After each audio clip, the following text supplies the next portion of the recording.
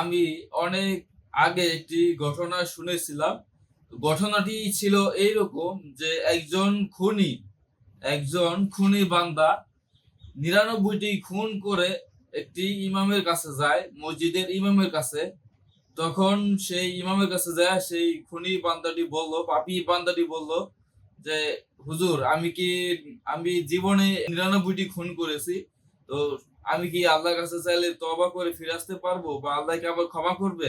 কিন্তু তখন সেই ইমামটি বলেছিল যে, না তুমি ৯৯টি খুন করেছো।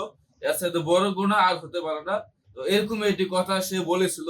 তখন সেই খুনি লোকটি কি করলো, সেই পাপী লোকটি কি করলো, ওই ইমাম সাহেবকে সাথে সাথে হত্যা করে ফেললো। তার ওই ইমাম সাহেবকে খুন করার পর তার ১০০টা গুনাহ পূর্ণ হলো। মানে ১০০টি খুন পূর্ণ হলো। তো সে আবার অনুতপ্ত হলো। অনুতপ্ত হয়ে তার বন্ধুকে জিজ্ঞাসা করলো, বন্ধু আমি তো অনেক খুন করে ফেললাম। আমি তো রাগ কন্ট্রোল করতে পারতেছি না। তো এখন আমি কি করতে পারি? আমি আমি কি আল্লাহর কাছে কোনদিন ফিরে যাইতে পারবো না? বা আমি কি আল্লাহর কাছে তওবা করে ভালো হইতে পারবো না? তো তখন বন্ধু বলল, তোকে তো একটা আমি ওই ইমামের কাছে নিলাম, তুই তো রাগ কন্ট্রোল করতে পারিস না। তো যাই হোক, তো তোকে আমি আরেকটা মুফতি সাহেবের কাছে নিব। তো চল তার কাছে যাই। তো তার বরাবরের মতো তার কাছে যাওয়ার পর সে কি করলো, খনি লোকটি ইমাম সাহেবের মুফতি সাহেব হুজুর কাছে গিয়ে বলল, হুজুর আমি তো ১০০টি খুন করেছি। আমি কি চাইলে আল্লাহর কাছে ক্ষমা চাইতে পারবো? বা আমি কি আল্লাহর কাছে তওবা করে নিজের পাপ মোচন করতে পারবো? তখন সেই ইমাম লোকটি বলল, তুমি যদি ১০০টি খুন করে থাকো, তুমি যদি পাহাড় সমপরিমাণ গুনাহ করে থাকো, তুমি চাইলে আল্লাহর কাছে ক্ষমা চাইতে পারো। তবে খাঁটি তওবা করতে হবে, যেই তওবা করে তুমি দ্বিতীয়বার ওই গর্তে থাকতে পারবা না বা ওই এলাকায় থাকতে পারবা না। এরকম একটা ঘটনা আমি অনেক আগে শুনেছিলাম। তো সেই ঘটনাকে কেন্দ্র করে আজকে আজকে এই ভিডিওটি আমি রিঅ্যাকশন করব বা তোমাদের সামনে আমি তুলে ধরবো সেই ভিডিওটি। তো আজকের এই ভিডিওটি তৈরি করেছে সুলতান ক্যারেক্টারে। তো এই ভিডিওটি তৈরি করেছে আকিব ইসলামিক ইউটিউব চ্যানেল থেকে। তার নাম হচ্ছে আকিব আহমেদ। এই ভিডিওটি আপলোড করা হয়েছে ১ এপ্রিল ২০২৫, ঠিক আছে? তো আজকে আমরা এই চ্যানেল থেকে আমরা ভিডিওটি রিঅ্যাকশন করব এবং আমরা এই ভিডিওটি দেখব আর তোমরাও আমার সাথে দেখবা। তো চলো ভিডিওটি শুরু করা যাক কথা না বাড়িয়ে।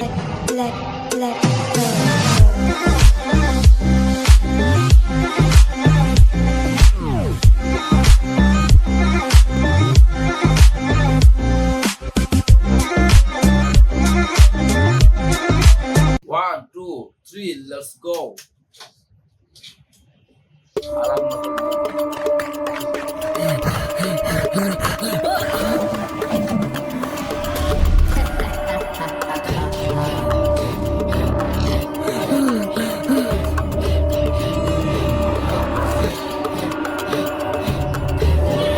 এই হচ্ছে সেই সুলতান ক্যারেক্টার আর কি।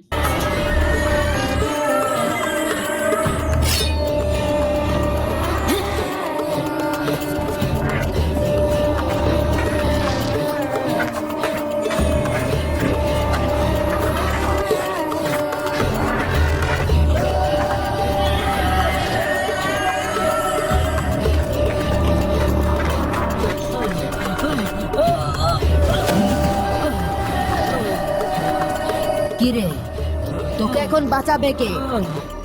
পালা। সুলতান ভাই আমার মাফ করে দে ভাই, সুলতান আমার মাফ করে দে। তোকে ছেড়ে দেব? তুই জানিস না আমার কথার অবাধ্য হওয়া মানে মৃত্যু। সুলতান, সুলতান আমার বাড়ি বউ ছেলেগুলো আছে, সুলতান আমার ছেড়ে দে সুলতান।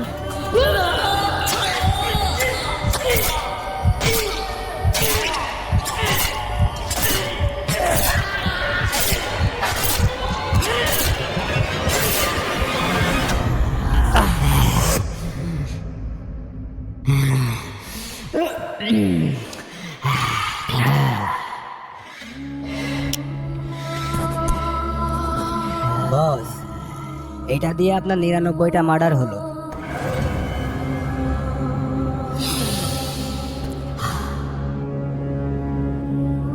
বস, একটা কথা বলতাম। এই এই নাটকে বা এই চ্যানেলে ইসলামিক সম্পর্কে অনেক সুন্দর সুন্দর সুন্দর ভিডিও আপলোড করা হয়। তো এই ওনার নাটক যারা দেখবে তারা অবশ্যই ইসলামিক পথে ফিরে আসতে বাধ্য হবে, কারণ অনেক সুন্দরভাবে ইসলামের পথে তারা দাওয়াত দিয়ে নিয়ে আসে তাদের ভিডিওর মাধ্যমে। হ্যাঁ বল। পাড়ার লোক আমারে গালাগালি করে, আমার মা বাবু আমার সাথে কথা বলে না, আমার বউ আমারে ছেড়ে চলে গেছে বস। কেন? আর আরেকটা ভালো খবর যে এই এই চ্যানেলে কোনো মিউজিক বা হারাম কোনো দৃশ্য উপস্থাপন করা হয় না, সম্পূর্ণ হালাল ভাবে এই ভিডিওটি তৈরি করা হয়। তোকে ছেড়ে আর আরেকটা কথা যে এই ভিডিওতে কোনো মেয়ে মানুষও ইনভাইট করে না। সবাই চলে যাচ্ছে কেন? কারণ বস, আমরা যেগুলা করি এগুলাতে কোনো সম্মান নেই, সবাই আমাদের ঘৃণা করে। বস, আমাদের জীবনটা নরক হয়ে গেছে, প্রতিদিন কোথাও না কোথাও লাশ পড়ে, আমি আর এই যন্ত্রণা নিতে পারছি না বস। বস, আমাদের মাফ করবেন, আমরা আর এই কাজ করতে চাই না। কি বললি তোরা?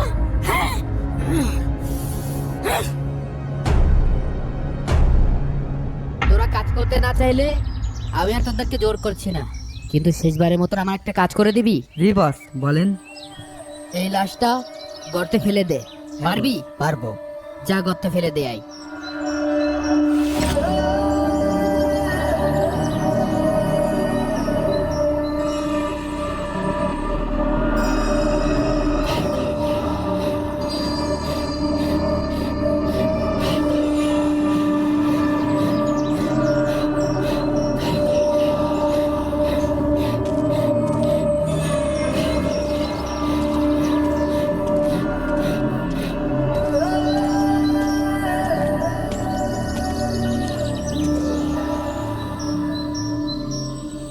আর গাইস, এই চ্যানেলের প্রত্যেকটা ভিডিও দেখার পর আপনি তার ফ্যান হতে বাধ্য হবেন, কারণ এই ভিডিওতে সে কোনো অশ্লীলতা ছড়ায় না, সে উল্টো অশ্লীলতার বিরুদ্ধে মানে সর্বোচ্চ চেষ্টা করে ইসলামের পথে মানুষকে কিভাবে আনা যায় সম্পূর্ণ হালাল ও বিনোদন দিয়ে।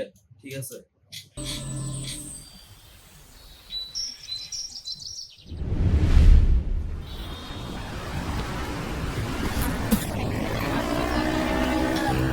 ওই দেখো খুনির বাপ আসছে, ওর কোনো হায়া লজ্জা আছে?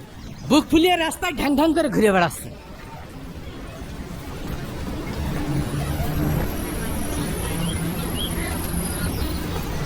জনাব আলী ভাই, এক কাপ চা দাও। চাকাতি আইস, আগে বল তোর ছেলে আর কয়জনের খুন করবে?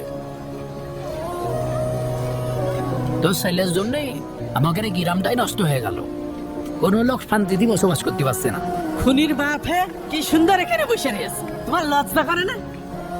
ওসব কথা আমার কাছে বলিস না, আমি ওর কাছে সমর্থন করি না, ওর মা নেই, একা একা সামলাতেও পারি না। আরে থাম, তোর মতো লোক গ্রামে থাকলে এই গ্রামেরই সমস্যা। শোনো সুলতানের বাপ, তুমি যত একটা কুলাঙ্গার ছেলে আর বা একটা খারাপ ছেলে, একটা খুনি ছেলের বাপ হওয়া কতটা যন্ত্রণাদায়ক একমাত্র সেই বুঝে। আর যখন বাইরের লোকেরা কথা বলে তখন তো কোনো কথা যাই কও, খুব শীঘ্র তোমাদের এক ঘরে করে দেবো। তোমাদের এই বাপ বিটার কুকীর্তি খুন খারাপি আমাদের এই গ্রামে চলবে না, তোমরা ওই দূরের গ্রামে চলে যাবে। তোরা যা বলিস বল, কি করব? আমি তো আর কম চেষ্টা করিনি, সারাটা জীবন ওর জন্য আমার অপমান অপদস্থ হতে হবে। তুই অন্তত আমার দোকানে এসে চা খাতে পারবি না, তুই এখান থেকে যা। এই তুই যা দিন যা, তুই থাকলে এই দোকানের পরিবেশই নষ্ট হচ্ছে। যা, তুই থাকলি এই দোকানে আমরা কেউ চা খাতে আসবো না, তুই যা দিন যা। এই আরেকটা কথা মনে রাখিস, উপরে কিন্তু আল্লাহ আছে, তোর ছেলের বিচার আল্লাহই করবে।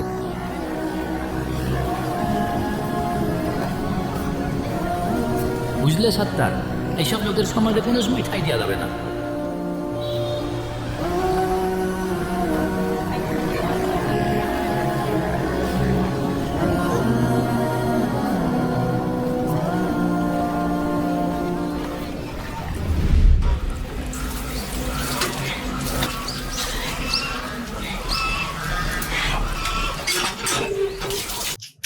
এর মতো বয়সে সবাই অশ্লীলতা বা খারাপ দৃশ্য বা নিজের শখ আহ্লাদ নিয়ে ব্যস্ত থাকে, নিজের অন্য দিক দিয়ে ডিজিটাল দিক দিয়ে নিয়ে ব্যস্ত থাকে, ঠিক আছে। কিন্তু এই বয়সে একজন ইসলামিক উদ্যোক্তা হওয়ার কারণে খুবই ভালো লাগে, এই জন্য সবাই তাকে সাপোর্ট করে। আমি অনেক ভালোবাসি এই লোকটাকে, কারণ এই বয়সে একটা মানুষ কত কি করে, তাই না?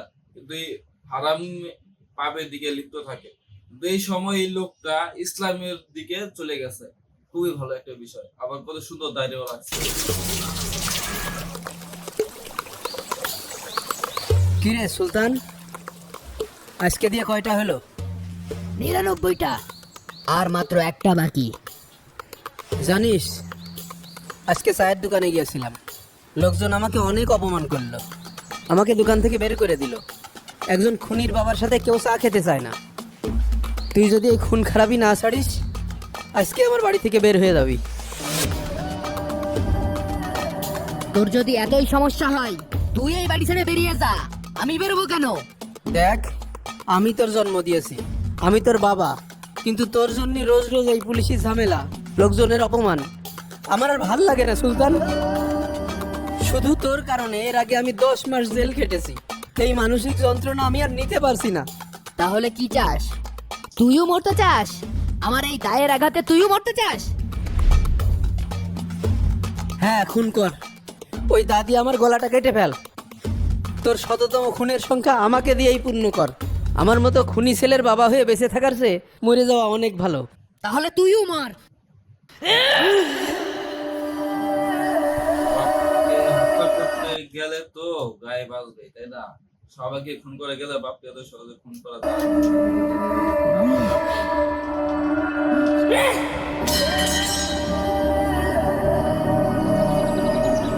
আল্লাহ, এই হতভাগা ছেলেটা তুই ভালো বুঝ দাও। বাপের দোয়াই লাস্টে কবুল হয়ে গেল। কথায় আছে না যে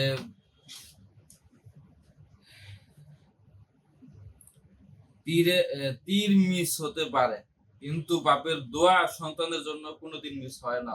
বা বুলেট, বন্দুক থেকে বের হওয়া বুলেট মিস হতে পারে, কিন্তু বাপের দেওয়া দোয়া সন্তানের জন্য কোনোদিন মিস হতে পারে না। এটাই কবুল হয়ে গেল। অন্যতম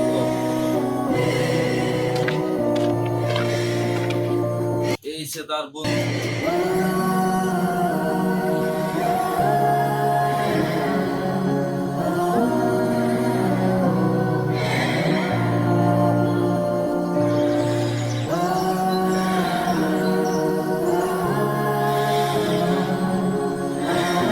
কিরে সুলতান, তুই তুই এই এলাকার সব থেকে সাহসী মানুষ, তুই এখানে বসে খাচ্ছিস, বিষয়টা বুঝলাম না, কি হয়েছে বলতো?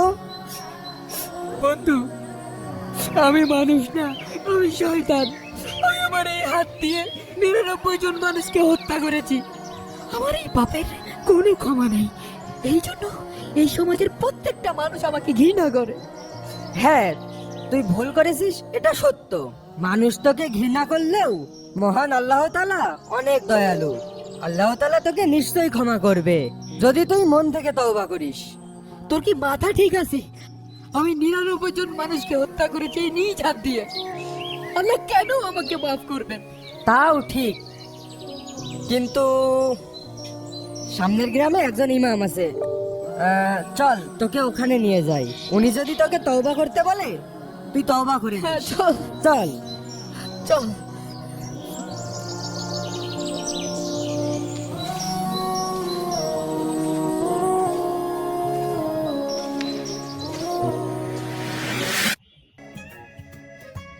তিনটি লেয়ারের বিস্কুটের মাঝে টেস্টি অরেঞ্জ ও ইয়াম্মি মিল্কের ডিলিশিয়াস কম্বিনেশনে হ্যাট্রিক বিস্কুট, এক বাইটে ট্রিপল।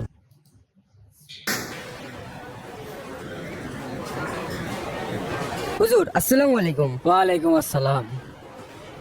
ও আমার বন্ধু সুলতান, ও 99টা খুন করে ফেলেছে, তবে এখন ও এই ভুলের জন্য অনুতপ্ত। ও জানতে চাই আল্লাহ তাআলা কি এই ভুলের জন্য ওকে ক্ষমা করবে। কি? তুই 99 জন মানুষ হত্যা করেছিস? তুই জানিস না যে পৃথিবীতে সবথেকে বড় পাপ হলো মানুষকে হত্যা করা? আর এই কাম করে এসে তুমি হচ্ছে আল্লাহর কাছে ক্ষমা প্রার্থনা করছো? আল্লাহ কখনোই তোমাকে ক্ষমা করবে না। এইভাবে বলাটা আসলে অন্যায়। ঠিক আছে, হয়তো তার ভিতরে সম্পূর্ণ আল্লাহর প্রতি জ্ঞান নেই, তাই হুজুর এই কথাটা বলছে। মানে আসল ঘটনার পরিপ্রেক্ষে হুজুরের কথা বলতেছে। হুজুর, আল্লাহ তাআলা তো অসীম দয়ালু। কোরআন হাদিসে কি কোথাও নেই আল্লাহ তাআলা এমন পাপীকে ক্ষমা করবেন? কিছু তো একটা বলুন। তুমি কি পাগল? 99 জন মানুষ হত্যা করে হয়ে এসে মাফ চাতি। মাফ কি অত সস্তা? আল্লাহ কোনোদিন ক্ষমা করবে না। আল্লাহ যেহেতু আমার মাফ করবে না, তাহলে তোর মতন লোক বাঁচাই রেখে আমার কি লাভ? 100টা তালি পূর্ণ করিয়েই ফেল।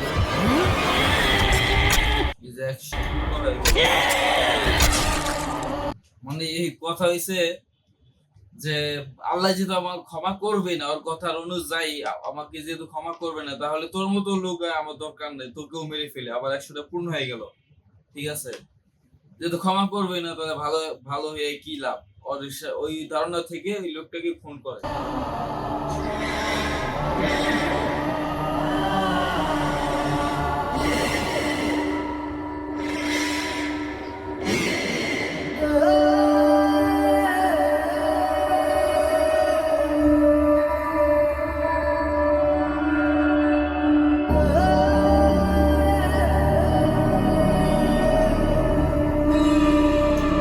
একশোটা খুন করে সে আবার অনুতপ্ত যে আহা, আমি কি করতেছি, এইগুলা কি করতেছি আমি।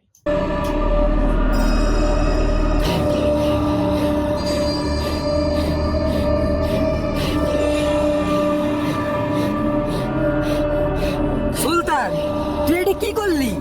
একজন ইমাম সাহেবকে হত্যা করে ফেললি। তোর রাগকে তুই কোনোদিন কন্ট্রোল করতে পারবি না। তুই তো জানিস আমি কেমন মানুষ, এই রাগই আমার কন্ট্রোলে থাকে না।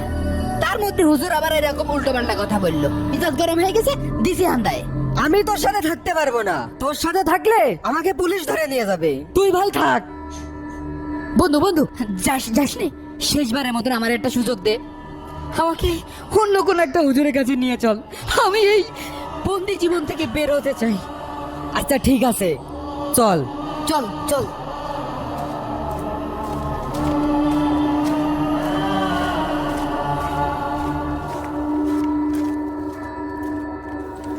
হুজুর হুজুর, দাঁড়ান দাঁড়ান দাঁড়ান, আমি একটা বড় সমস্যার ভিতরে পড়েছি। এই সমস্যা থেকে যে আমি কিভাবে বের হব আমি বুঝতেই পারছি না। কি সমস্যা? হুজুর, আমি এক বিরাট বড় অপরাধী। আমি গুনে গুনে 100 জন মানুষকে হত্যা করেছি। 100 জন মানুষকে হত্যা করেছে? আমার কি কোনো ক্ষমা আছে? আল্লাহ তাআলা কি আমাকে মাফ করবেন? আল্লাহর দয়া অশেষ। তুমি যদি সত্যিকার অর্থে তওবা করো, আল্লাহ তোমাকে অবশ্যই মাফ করবেন। আল্লাহর তওবার দরজা সব সময় খোলা আছে। তাহলে আমার কি আশা আছে? আল্লাহ কি আমাকে মাফ করবেন? আমি কি আল্লাহর কাছে ফিরে যেতে পারি? হ্যাঁ, আশা আছে। শোনো, আল্লাহ পাক বলেছেন, ইল্লা মান তাবা ওয়া আমানা ওয়া আমিলা আমালান সালিহান ফাউলাইকা ইউবাদদিলুল্লাহু সাইয়্যাতিহিম হাসানাত ওয়া কানা আল্লাহু গফুরুর রহিমা। যে ব্যক্তি জীবনে অনেক পাপ করেছে, হালাল হারামের পরোয়া করেনি, একদিন সে তার নিজের ভুল বুঝতে পারলো এবং তওবা করলো, ঈমান আনলো এবং সৎ কাজ করলো, আল্লাহ তাআলা তার গুনাহ তো মাফ করে দেবেনই এবং তার গুনাহগুলোকে নেকি দ্বারা পরিপূর্ণ করে দিবেন। আল্লাহ অতীব ক্ষমাশীল এবং দয়ালু। তবে তুমি একটা কাজ করো, তুমি এলাকা ছেড়ে দাও এবং তুমি এমন জায়গায় যাও যেখানে সবাই আল্লাহকে ভয় করে। সৎসঙ্গে থাকলেই ভালো থাকবে। তুই পারবি বন্ধু, তুই পারবি। চল।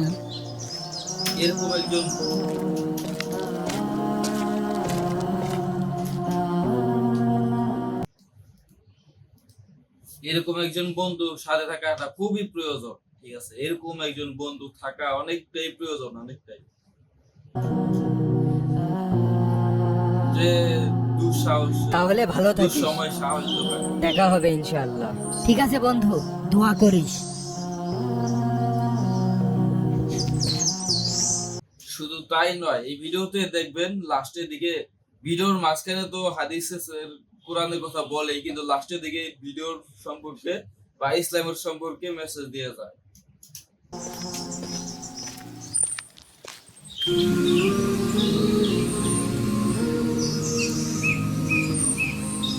এখন যাইতেছে হচ্ছে তাবলিগে, যেখানে আল্লাহকে সবাই ভয় করে, সবাই আল্লাহর নাম জপে।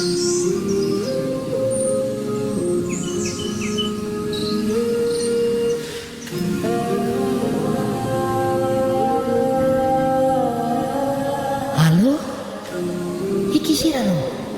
এমন আলো তো আমি কখনো দেখিনি। মানে এখন সে আল্লাহর আগে কবুল করে নিয়েছে আল্লাহর পথে, এবং তাকে আল্লাহ ভালো করে তাকে নেক হায়াত দান করে তাকে আল্লাহ তার কাছে নিয়ে যাবো, এটাই আর কি।